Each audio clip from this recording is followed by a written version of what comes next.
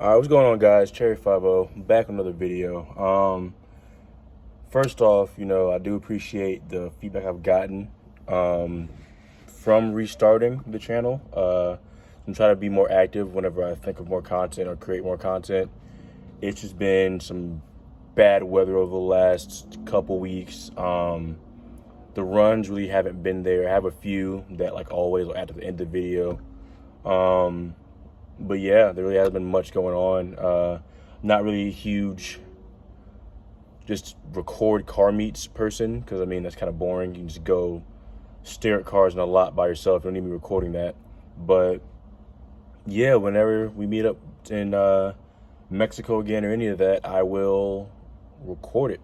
Now, as far as this video, what I want to do was I want to go over the modifications to my car, because whenever I run anybody or anybody sees one of my runs, everyone always says, yo, what's done to the car, bro, this, that, and the other. And I tell them, and they don't believe me, right? So let's jump right in. Like, comment, subscribe, all that good stuff. Actually get on that. I'm at 89 subscribers right now. I want to get to 100 with this video, so spread it out, have people, if they care enough to subscribe and whatnot. And yeah, so into the mods list, right? So what's done to my car? I'll tell you, absolutely fucking nothing. First things first is I bought an exhaust, which you can see the cold start on my channel. I bought an MBRP race exhaust. After that, I got a drop-in air filter from a buddy, which you can get it from Auto for 50 bucks. Now that's it as far as power mods. My run was posted on a big Mustang page, and whenever my mods were told to somebody, they were like, oh no, that's bolt-ons, whatever, like that's a real modification. I wouldn't call an exhaust or the filter a real modification for two reasons. One, they add no power whatsoever to the car. Yeah, it increases airflow, and airflow is power and all this scientific shit, but the computer is not being altered enough for it to truly matter. So someone sees their buddy lose a race, or they themselves get fucking brutalized by this car, they get, they start throwing shade on the internet, or the run gets sent to literally 80 people that I've seen on Instagram, and it comes circulation of, oh, this car is not stock. Well, it is. I don't really know what else to tell you about that. If the car's computer hasn't been touched, then the car's stock, and that's part two. The car's stock calibration is a stock power vehicle. That's the end of that. You can talk to anybody you want. You can go through all the forums, whatever you want to call it. You can talk to your tuner. If you don't have a tune, the shit you put in your car does not matter. That's point blank period on that topic, right? So after that, non-performance mod, we can call it one, depending on how you feel about suspension. I had a set of lowering springs. I got BMR Performance lowering springs. I'll hop out in a bit and show you, but that was for 170 bucks from my buddies over at Juggernaut Performance. They got here pretty quick, actually. So plug to them, juggernautpower.com. I think I'll put a link somewhere. But yeah, that's the extent to what I traded my old wheels for some new wheels, so I'm not going to count that. But that's the extent to what I've done. I'm going to actually go over it here in a second, but that's it. So whenever you guys or anyone who sees this, sends their buddy to me to run, or they want to run or whatever, it's a stock car. I don't know how else to put it. It's a stock vehicle. It's a stock calibration vehicle. It's a fucking, I don't know what to tell you, man. It's hurting the feelings that it's hurting off the showroom floor. Sorry. So sorry you spent 10K in mods or however much to make your car FBO or whatever, and you get blown out of the water. is what it is. But let's go over actual full, you know, me showing you what the fuck is on the car. All right, so starting in order, like I said, you got the MBRP race catback. It's, excuse my nails, it's not too loud, it's not too raspy, you know.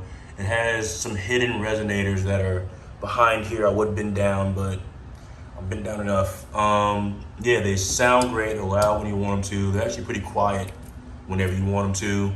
And yeah, except for the MBRPs. Now, next to the filter, right? So first of all, for anyone that's buying a cold air intake, don't. Just go ahead and cop one of these, and you can install it in fucking 5 seconds, right? You unscrew the clamp, pop, well, you don't have to pop that off if you really don't want to. It's pop, and this should just pop off. Okay, it should pop off. Sorry, it's beating my ass.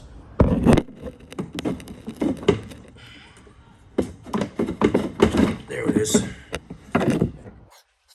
That's it, it pops off easy, you know. And then, boom, the K&N air filter, right? That's my cold air mod right there. I'll put that back together in a bit. That's too much work.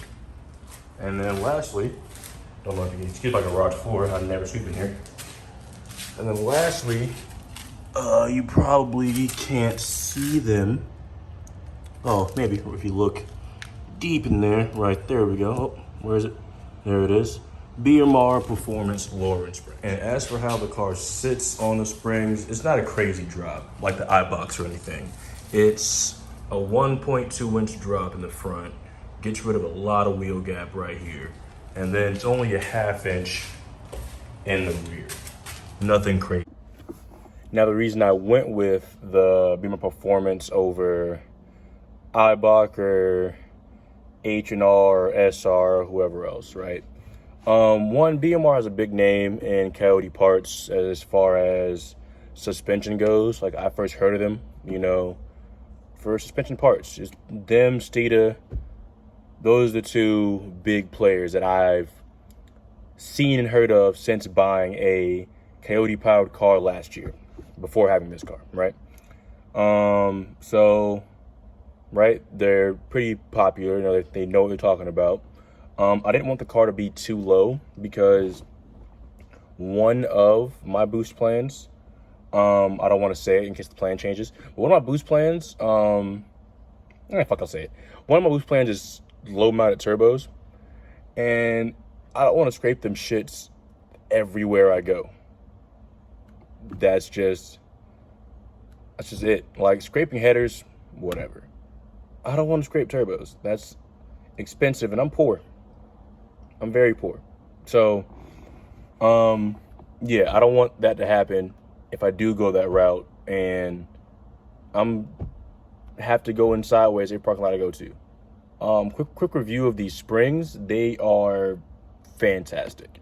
They ride pretty, I don't say they ride like stock, because they don't. They ride pretty close to stock. They're definitely stiffer. They're a linear spring.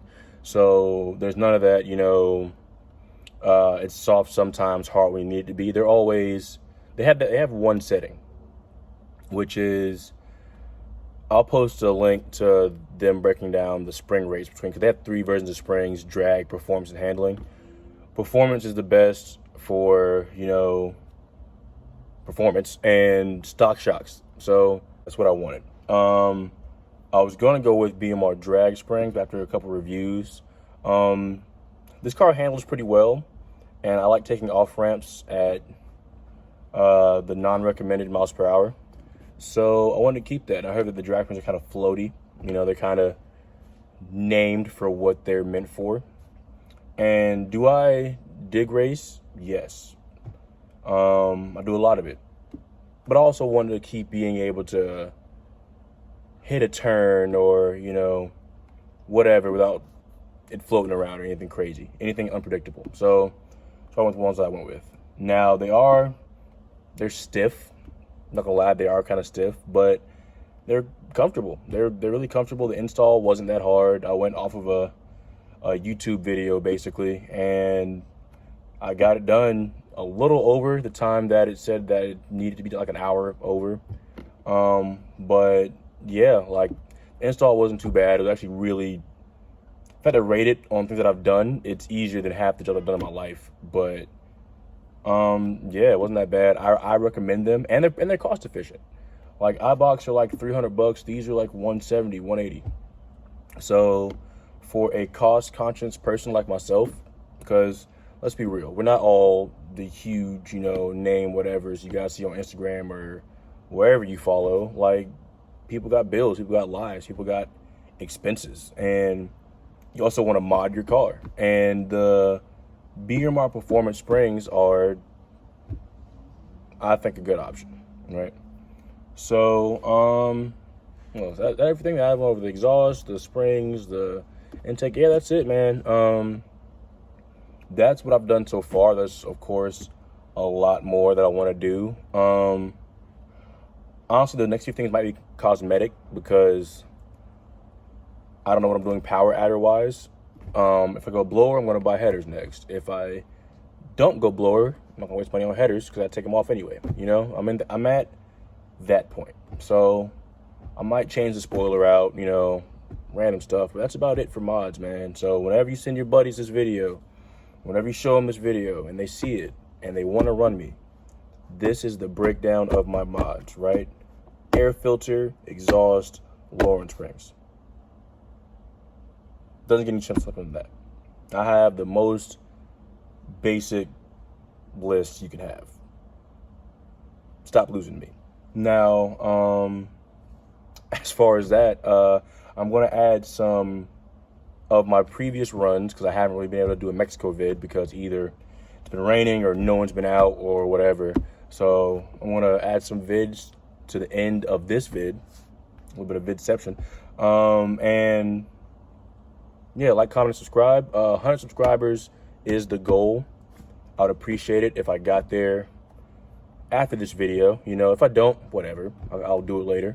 But the goal is doing it now. So thank everyone who supports me, all my buddies, all the new subscribers that I have that actually aren't personal friends of mine, because there are a few of you.